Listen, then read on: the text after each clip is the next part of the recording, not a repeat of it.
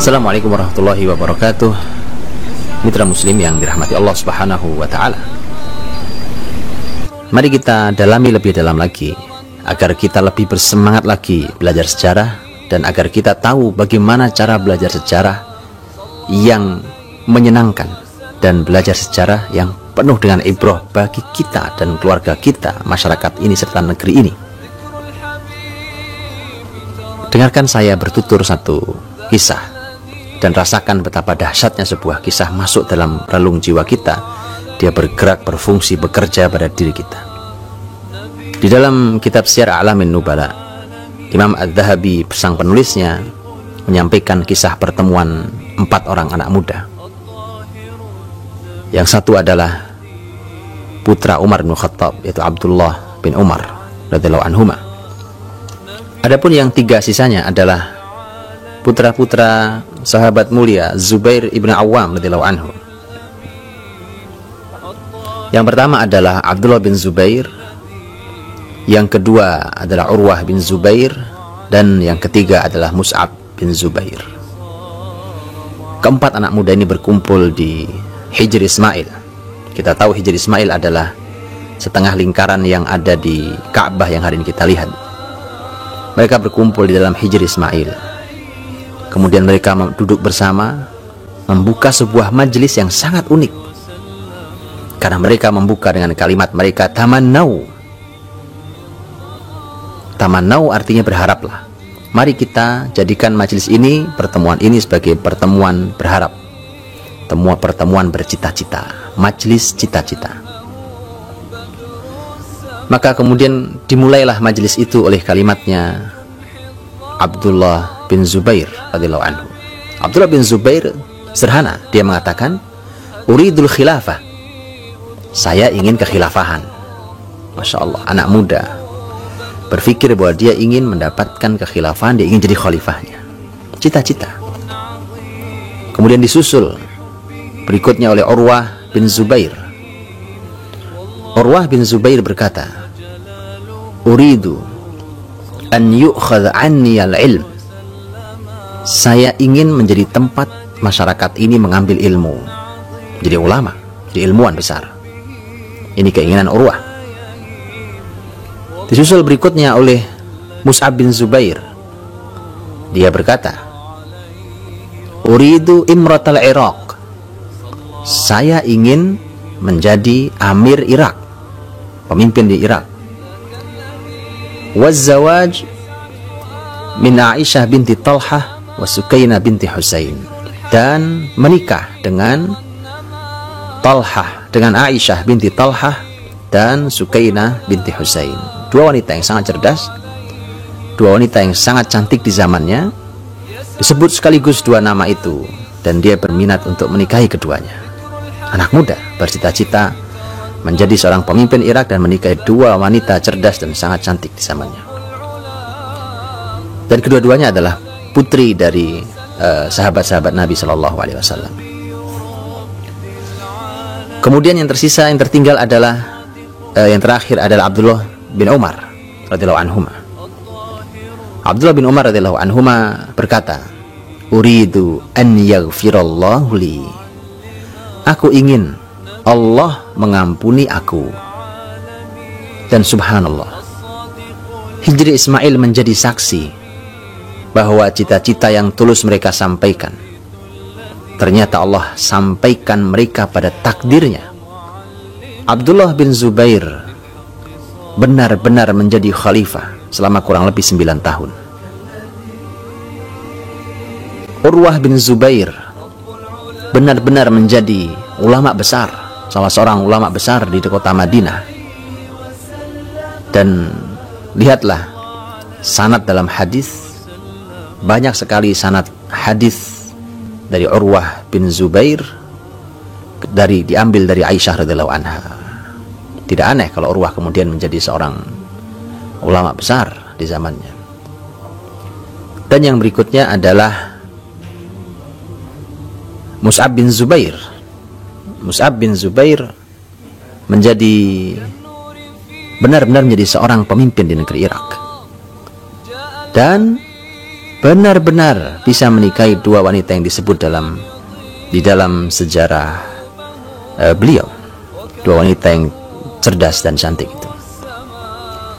Yang tidak bisa kita lihat adalah ketika Allah Subhanahu wa taala menyampaikan bahwa Allah Subhanahu wa taala yang memiliki rahasia apakah Allah mengampuni dosa-dosa Abdullah bin Umar. Tetapi Imam Az-Zahabi rahimahullah mengatakan, dan Allah akan mengampuni dosa-dosa Abdullah bin Umar radhiyallahu anhuma sebagaimana yang dia inginkan di dalam majelis itu.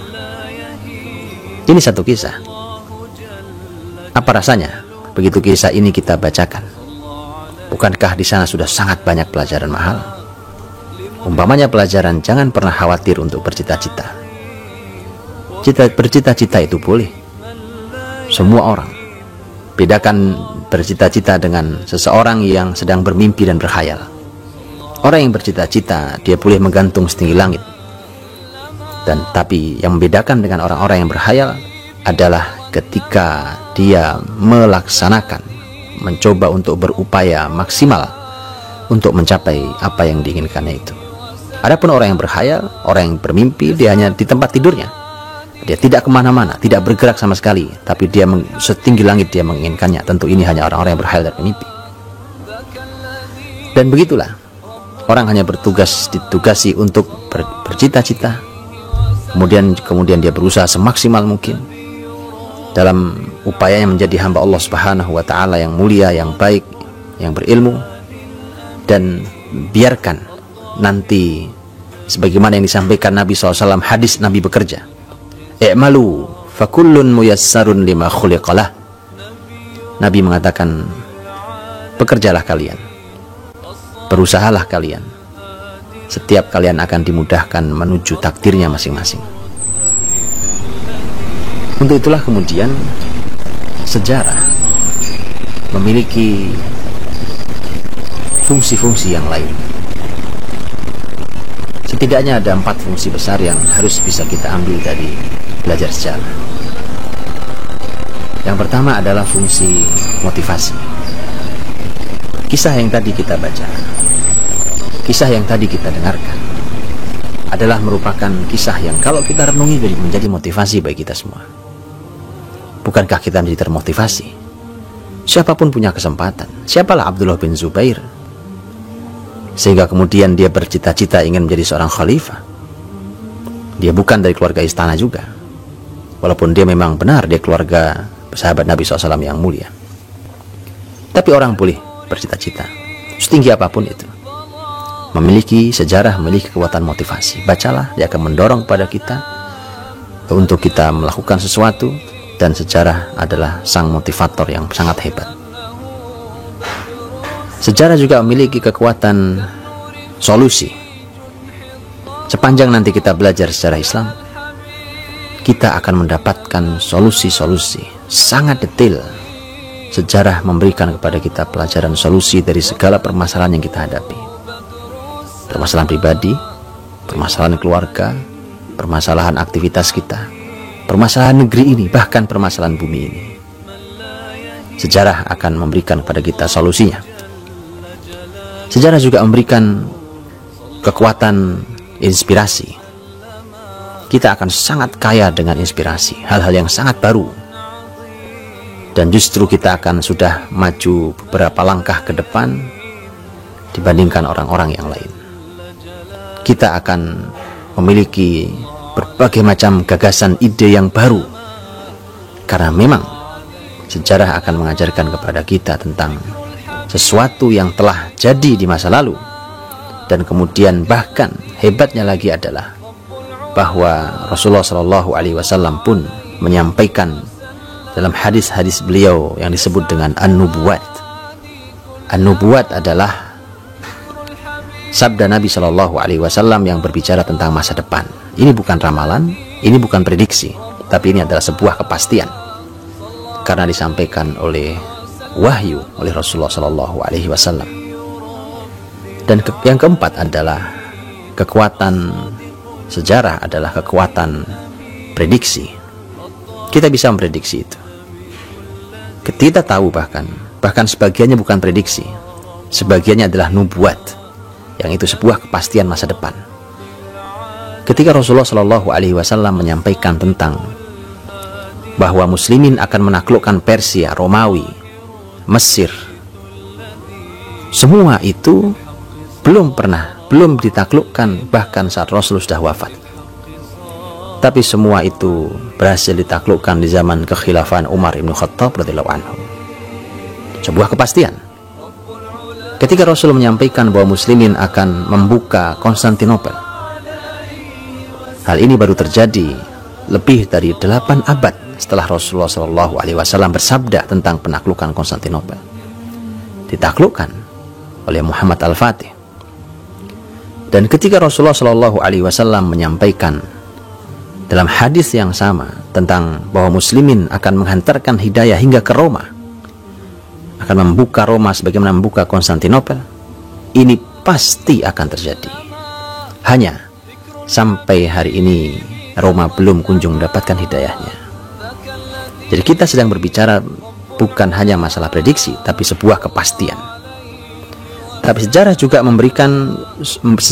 memberikan prediksi, kekuatan prediksi, karena dia adalah suatu sunatullah yang terulang. Kalau kita berbicara tentang masalah penaklukan atau pembersihan, umpamanya pembersihan tanah suci atau pembersihan Palestina dari tangan-tangan Zionis yang mengotorinya, maka kita akan tahu bahwa para ulama, para ahli sejarah hari ini mencoba memprediksi sebuah prediksi yang sangat berani.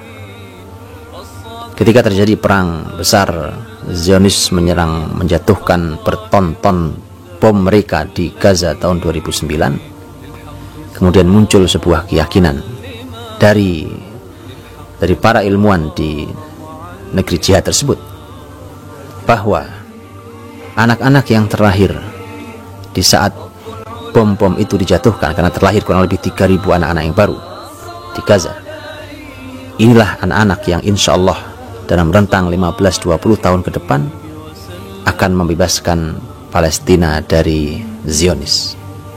Dari mana analisanya? Kenapa prediksi itu keluar? Kalau ini sebuah prediksi, bukan sebuah kepastian. Karena mencoba berkaca dari sejarah Salahuddin Al-Ayyubi, orang yang sangat ditakuti oleh sejarah Zionis. Hari ini Zionis sangat takut dengan nama Salahuddin Al-Ayyubi, karena Salahuddin Al-Ayyubi adalah orang yang berhasil membersihkan Palestina dari tangan-tangan salib saat itu. Dan Salahuddin adalah generasi ketiga sejak orang-orang salib menguasai Palestina. Dan anak-anak yang terlahir di 2009 itu adalah generasi ketiga para mujahid yang mencoba membebaskan Palestina dari tangan-tangan Zionis. Maka kemudian para ilmuwan hari ini mencoba untuk memprediksi bahwa kalau sejarah Salahuddin terulang, maka generasi ketiga inilah yang akan membebaskannya dengan izin Allah Subhanahu wa Ta'ala. Maka begitu kuatnya sejarah ini, maka mari kita pelajari dan mudah-mudahan kita mendapatkan 1, 2, 3 atau 4 atau keempat-empatnya kekuatan sejarah tersebut, kekuatan motivasi, kekuatan solusi, kekuatan inspirasi, dan kekuatan prediksi. Assalamualaikum.